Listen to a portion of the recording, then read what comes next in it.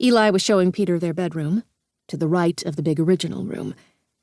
He stowed the suitcases on the bench at the foot of the bed, which we had built, both bed and bench. Without another word, Peter collapsed onto the mattress. At least he'd pulled his shoes off.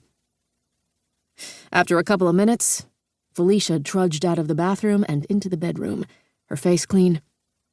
When she saw Peter asleep, she half smiled, and then she collapsed on the bed beside him. Eli and I backed out and shut the door behind us. That was the last we saw of our company until early evening.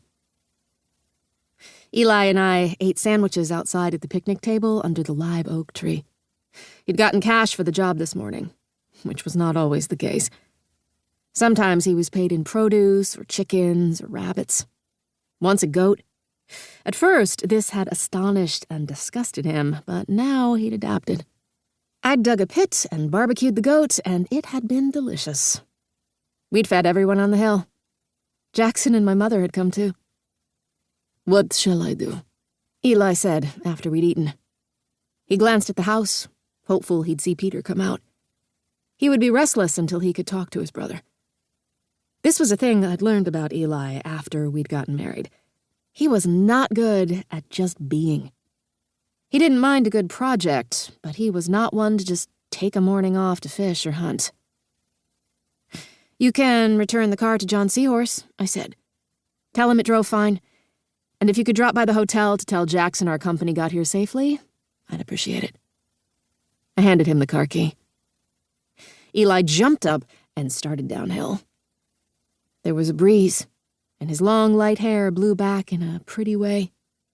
He was wearing his Grigori vest, of course, with its many pockets and crannies over a sleeveless shirt. He was a sight. I sighed at the picture he made. Jackson and my mom seemed to like him, though there was a certain reservation in the way they treated him. I sighed again, this time not so happily.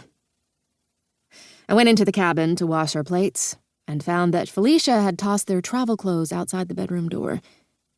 I gathered them and heated water over the outside fire. I used it to fill the wash tub outside, added some soap flakes, and plunged the clothes into the hot water.